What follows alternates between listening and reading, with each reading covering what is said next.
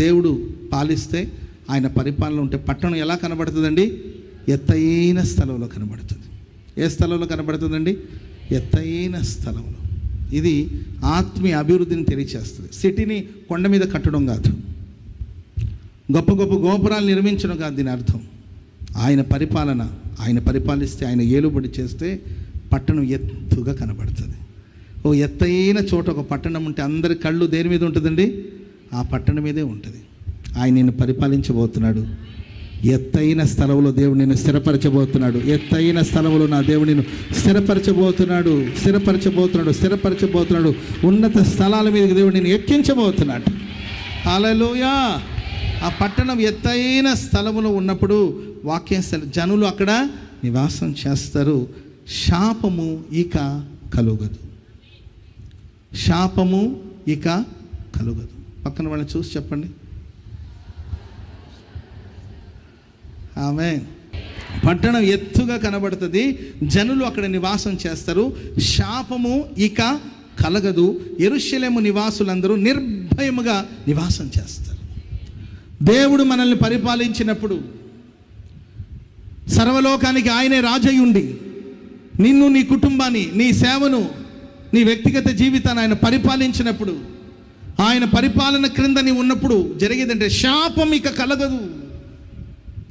శాపం ఇక కలగదు. కొన్ని దేశాల్లో, కొన్ని కుటుంబాల్లో, కొందరు వ్యక్తిగత జీవితంలో చూస్తుంటే ఏదో శాపం వెంటాడుతూ ఉంటుంది వాళ్ళని. పిల్లరా, మీకు తెలుసు అనుకుంటాను, బ్రూస్లీ అని ఒక ఆయన ఉండేవాడు. పాత వాళ్ళకి తెలిసి, మేబీ ఇప్పుడున్న వాళ్ళకి తెలియకపోవచ్చు. బ్రూస్లీ అని ఒక ఆయన ఉండేవాడు అండి. ఏంటంటే ఫైట్ చేస్తాడు. ఆయన మూవీస్ అన్నీ ఉండే అనమాట. సో చాలామంది కుర్రోళ్ళు ఆయన ఫ్యాన్స్ ఉంటారు. బ్రూస్లీ అనేవాడు. అతనికి స్లో పాయిజన్ పెట్టి చంపేశారు అని చరిత్ర చెప్తుంది. ప్రియులరా, ఇంకా ఆ చరిత్ర గురించి వింటే, వాళ్ళ నాన్నగారు ఒక పెద్ద బిజినెస్ మ్యాన్ అంట. బ్రూస్లీ వాళ్ళ నాన్న ఒక పెద్ద బిజినెస్ మ్యాన్. ఒక కంపెనీని పెట్టాడు. ఆ కంపెనీలో చాలామంది జాయిన్ అయ్యారు, చాలామంది దాంట్లో పని చేశారండి. కానీ బ్రూస్లీ వాళ్ళ నాన్న వాళ్ళ దగ్గర పని చేయించుకొని వాళ్ళకి ఇవ్వవలసిన డబ్బు ఇవ్వకుండా వాళ్ళని మోసం చేశాడు. వేలాది మంది ప్రజలు ఆయన దగ్గర పనిచేసిన వాళ్ళు వచ్చి డబ్బు కోసం ఆయన కంపెనీ ముందు నిలబడి, ఆయన ఫ్యాక్టరీ ముందు నిలబడి బోరని ఏడ్చారు. అయ్యా, మాకు అన్యాయం చేయొద్దు, మాకు న్యాయం చేయండి, మాకు కావలసిన డబ్బులు మాకు ఇవ్వండి అని ఎంత చెప్పినా కఠినంగా వాళ్ళ విషయంలో నిర్వహించడం జరిగింది, కఠినంగా మాట్లాడడం జరిగింది. కడుపు మండిపోయింది వాళ్ళకి. బాధతో కడుపు మండిపోయి వాళ్ళు వాళ్ళ ఫ్యాక్టరీ ముందు నిలబడి మోసపోయిన వాళ్ళందరూ కూడా నిట్టూర్పు విడిచారండి. నిట్టూర్పు విడిచి వాళ్ళ చెప్పిన మాట ఏంటంటే, మా ఉసురు మీకు తగులుతుంది, మా శాపం మీకు తగులుతుంది.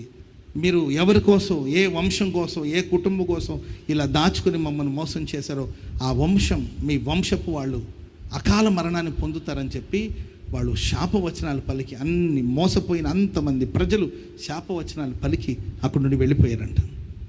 ఆ తర్వాత కొంతకాలానికి వాళ్ళ కొడుకు చాలా తక్కువ వయసులో, బ్రూస్లీ చాలా తక్కువ వయసులోనే ఆయన ఎవరో స్లో పాయిజన్ పెట్టారంటారు కానండి, అది పాయిజన్ అనేది వాళ్ళకి తెలిసిన విషయం, కానీ శాపం. ఆయన చనిపోయాడు. బ్రూస్లీ కొడుకున్నాడండి. ఆయన కూడా ఏదో మూవీలో యాక్ట్ చేస్తున్నప్పుడు ఏంటి, మామూలుగా షూట్ చేసే ఒక సీన్ ఉందండి, నిజంగా ఆయన షూట్ చేసి చంపేశారు. తరతరాలు ప్రియులరా, మనిషి చేసిన పాపం 4 తరాల వరకు ఆ శాపం వెంటాడుతూ ఉంటుందని వాక్యం చెప్తుంది. కాబట్టి ప్రియమైన వర్లరా, దేవుని పరిపాలనలోనికి నీ వస్తే, ఆయన పరిపాలన నీ ఉంటే, నీ జీవితంలో ఉన్న శాపమును ఆయన కొట్టివేసి ఆశీర్వాదకరంగా ప్రభు నేను మార్చబోతున్నాడు. Praise the Lord. హల్లెలూయా. ఒక బాబుకి ఆరోగ్యం బాగలేదండి, స్వస్థత లేదు. ఆ బాబుని దైవ సేవకుడి దగ్గర తీసుకొచ్చారండి. ప్రార్థన చేసినా ఏమాత్రం నయం కావట్లేదు. అప్పుడు ఆ పాస్టర్ గారు ప్రార్థన చేస్తుంటే దేవుడు అతనికి ఏదో గుర్తు చేస్తున్నాడు, ఏదో ప్రేరేపిస్తున్నాడు. అప్పుడు వెంటనే ఆ బాబు కోసం ప్రార్థన చేస్తూ ఆ తల్లిదండ్రుల వైపు చూసి ఇలా అన్నాడంట, బ్రదర్, ఒకటి అడుగుతాను, మీరేమనుకోవద్దు. మీరు వివాహం చేసుకునక ముందు, పెళ్లి చేసుకునక ముందు ఎవరి దగ్గరైనా మీరు అక్రమ సంబంధాలు పెట్టుకోవడమో లేకపోతే ఇంకేదైనా కార్యక్రమాలు ఏదైనా ఉన్నాయా అని పాస్టర్ గారు వాళ్ళని అడిగారంట. భార్య భర్తలు ఇద్దరు కంగు తిన్నారు. ఇద్దరు కంగు తిని ఆలోచనలో పడ్డారు. ఏమైందంటే ఇద్దరు ఏడవడం ప్రారంభించారు. అప్పుడు ఏం జరిగింది అని అడిగితే అప్పుడు మహానుభావుడు ఉన్నాడు కదండి, ఆ చిన్న పాప వాళ్ళ ఫాదర్, చిన్న బాబు వాళ్ళ ఫాదర్ రెడీ, ఆయన ఏడుస్తుంటే అప్పుడు భార్య చెప్పుకుంటూ వచ్చింది. ఆయన చెప్పలేకపోతున్నాడు. భార్య చెప్పింది, ఏమండి నిజమేనండి, మా ఆయన నన్ను ప్రేమించాడు, నన్ను పెళ్లి చేసుకుంటాను నాకు మాట ఇచ్చాడు. సరే మా ఇంట్లో వాళ్ళందరూ ఒప్పించి మేము పెళ్లి చేసుకుందాం అనుకున్న లోపల మరి ఆయన పని చేసే చోట ఇంకొక అమ్మాయిని ప్రేమించాడు. నన్ను ప్రేమించాడు, ఆ అమ్మాయిని ప్రేమించి అమ్మాయితో అక్రమ సంబంధాలు కూడా కొనసాగించినట్టున్నాడు. సరే ఇంట్లో వాళ్ళందరినీ ఒప్పించి మెప్పించి మొత్తం మీద మేము పెళ్ళికి సిద్ధపడిపోయాం. ఆడ ప్రేమించిన సంగతి నాకు తెలియలేదయ్యా. తీరా మాకు పెళ్ళి ఫిక్స్ అయిందని తెలిసిన తర్వాత ఆ అమ్మాయి వచ్చి గొడవ చేసింది. కానీ ఏమీ చేయలేని పరిస్థితిలో ఆయన సర్లే నిన్ను చేసుకుంటాను అన్నాడు. బాగుంది కదండి, ఒకడు కొంటే ఒకటి ఫ్రీ. అలాగా నిన్ను చేసుకుంటానంటే ఈ అమ్మాయి అడ్డం తిరిగింది. ఏం మాట్లాడుతున్నావు నీవు అని గొడవలు అయిపోయింది. అప్పుడు పెద్ద గొడవలు అయిపోయింది. అప్పుడు ఆ అమ్మాయి ఏం చేయాలో అర్థం కాక ఆ అమ్మాయి వెళ్ళిపోయి సూసైడ్ చేసుకుని ఆ అమ్మాయి చనిపోయిందండి. చనిపోతే అప్పుడు ఆ అమ్మాయి వాళ్ళ తల్లి ఉంటుంది కదండి, ఆ తల్లి నిట్టూర్పు విడిచి దుమ్మెత్తి పోసిందంట వీళ్ళ మీద.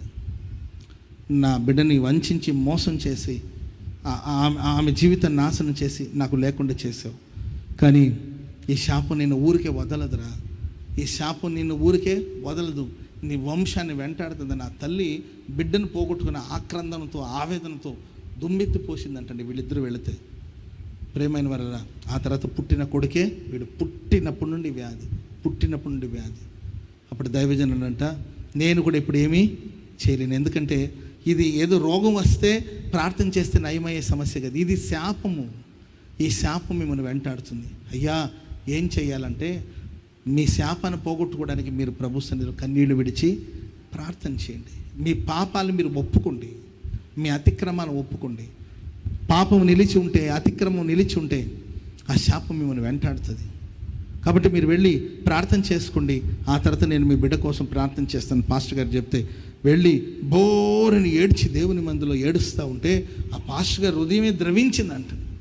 అయ్యా తప్పు చేశాం, పాపం చేశాం, మమ్మల్ని క్షమించయ్యా, తెలియని వయసులో నేను తప్పు చేశాను, తెలియని వయసులో నేను పాపం చేశానని బోరని ఏడుస్తూ ఉంటే ఆ తల్లి, అయ్యా ఆయన చేసిన పాపానికి మరి నా బిడ్డకి ఎందుకు శిక్షణ వేస్తున్నా ప్రభువా, మన్నించు, ఆ శిక్ష ఆ పాపం ఏదో ప్రభు, ఆ పాపం నాదని ఎంచుచున్నాను, నన్ను మన్నించమని వాళ్ళు ఏడ్చి 1-2 గంటల సేపు దేవుని ముందు ఏడ్చి ప్రార్థన చేశారంటండి.